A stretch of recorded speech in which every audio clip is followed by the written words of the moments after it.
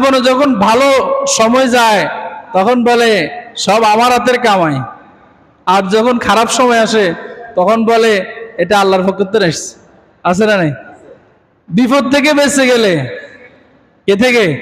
বিপদ থেকে বেঁচে গেলে তখন সে বলে অমুকে এই কাজ করছে, তমুকে ছিল, অমুক না থাকলে এটা হইতো না, অমুকে ছিল এজন্য এটা হইছে। কিন্তু যখন বিপদে থাকে তখন বারবার কার কথা স্মরণ করে?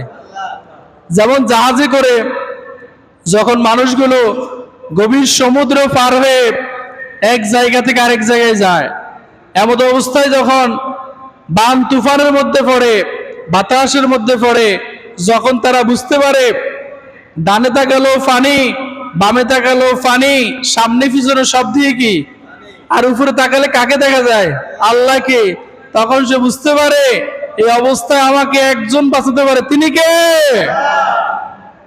আল্লাহ সুবহানাহু ওয়া তাআলা কুরআনুল কারীমের মধ্যে অসংখ্যবার বলেছেন এই মানুষগুলো যখন বিপদের মধ্যে ছিল, ডান দিক বাম দিক চতুর্দিক থেকে যখন বিপদে পড়েছিল, তখন তারা শুধুমাত্র আমাকেই ডেকেছে, শুধু মুসলমানরা ডাকে নাই। সেই জাহাজের মধ্যে যদি কাফের থাকে তারাও বলে আল্লাহ, ঠিক কিনা? ওরাও বলে আল্লাহ বাঁচাও, আল্লাহ। আল্লাহ বলেন এই মানুষগুলো যখন সমুদ্র পথ থেকে তরে ভিড়ে যখন তারা রাস্তায় উঠে যায়, উপরে উঠে যখন তারা দোকানে বসে, তখন দুজনের সাথে গল্প করার সময় বাম হাতে চা নিয়ে ডান হাতে সিগারেট নিয়ে, আছে না নাই?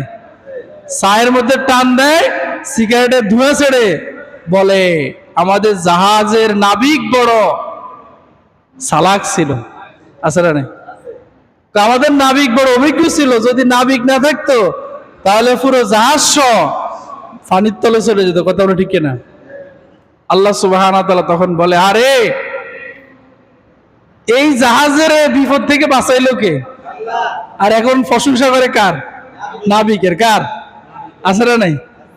এজন্য বিপদে মুসিবতে সর্ব অবস্থায় ভালো খারাপ হোক কার পক্ষ থেকে হয়? কারণ আমরা যখন ইমানে মুফাসসাল পড়েছি আমরা বলেছি খায়রিহি অশাররিহি মিনাল্লাহি তাআলা, ভালো হোক মন্দ হোক কার পক্ষ থেকে?